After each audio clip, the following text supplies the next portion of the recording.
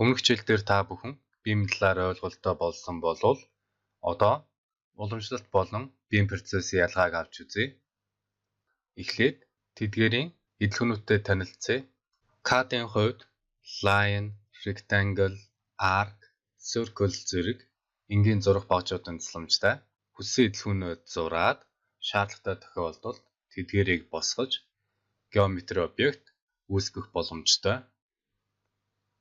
Харин beam-ийн хувьд door, window, floor, furniture, plumbing fixture, mechanical equipment, pipe, duct, wire гэх мэт эдгээр эдлгүүнүүд нь бодит амьдрал дээрх физик элементүүдийг илэрхийлж байдаг.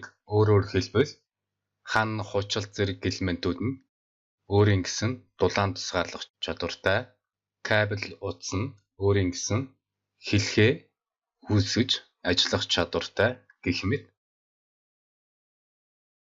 Мөн CAD төслийн хувьд байгуулалт, огтлол, нүүр тал, тойм зэрэг хоёр хэмжээс зураглуудыг тусад нь гүйцэтгэж нэг төсөл болгодог байсан бол beam төслийн хувьд эхлээд та виртуал орчинд барилгаа загварчлаад бүхий л асуудлаа шийдсэний дараа хэвтээ босоо чиглэлд огтлолж, байгуулалт, огтлол, нүүр тал, тойм зэрэг хоёр хэмжээс зураглуудаа үүсгэж харин түүрээ хүснэгтэнд оруулах зарчмаар гаргаж авах боломжтой. Ингэснээр механик ажиллагаанаас болж санамсаргүй байдлаар үүсдэг байгуулалт, огтлол хоорондоо зөрчилдөх эсвэл түүр маань зүрх зэрэг асуудлууд үгүй болох юм. Бид уламжлалт аргаар хоорондоо харилцахдаа мэргэжил тус бүрийн ажлын зургийг цаасан дээр хэвлэсэн байдлаар эсвэл дижитал хэлбэрээр үзэж хоорондоо харилцдаг байсан. Энэ нь ойлголцоход цаг их орохоос гадна 100% нэгдсэн нэг ойлголттой болоход төвөгтэй байдаг.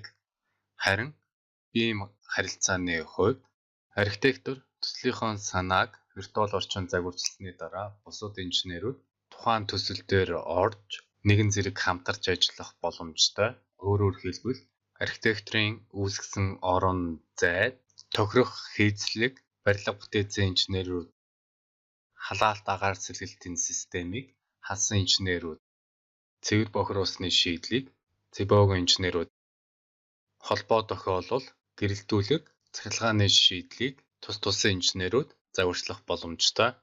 Өөрөөр хэлбэл виртуал орчинд тухайн барилгатаа зоочиж хаана юу байгааг илүү тодорхой харж шууд ойлголцохоос гадна даалгавар хүлээж цаг алдалгүйгээр өдөртөө төдийгүй тодорхой цагийн давтамжтай мэдээллээс солилцох боломжтой болох юм.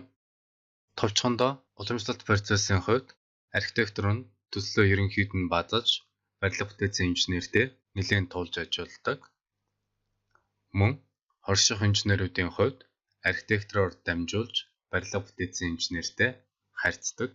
Өөрөөр хэлбэл бүтээсэн инженерүүд болоод хорших инженерүүдийн хоорондын уялдаа холбоо бага төдийгүй ажлын зураг тусдаа хийж гүйцэтгээд захиалагчид хүлээлгэж өгдөг. Харин beam процессын хувьд BABB хорших инженерүүд маань beam-ийн тусламжтай шаардлагатай төслөө виртуал орчинд загварчилж нэгдсэн нэг барилгын мэдээлэлтэй загварчлалыг хүлээлгэж өгөх үүрэгтэй. Хүсвэл та ажлын зураг хийвж өгч болно.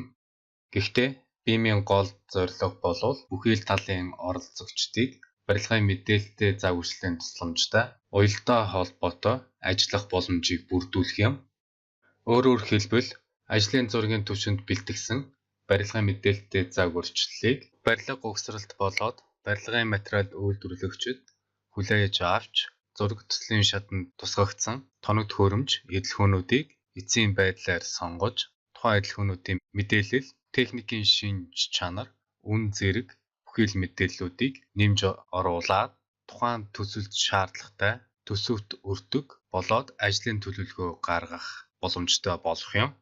Эцэст нь барилга угсралтын явцад хийгдсэн өөрчлөлт болоод тухайн ажлуудыг хэрхэн гүйцэтгсэн талаар бүхэл мэдээллүүдийг нэмж оруулснаар BAM буюу Building Assembly модулийг захиалагч болоод ашиглалтын алба барилгын менежментийн хүнд хүлээлгэж өгөх юм.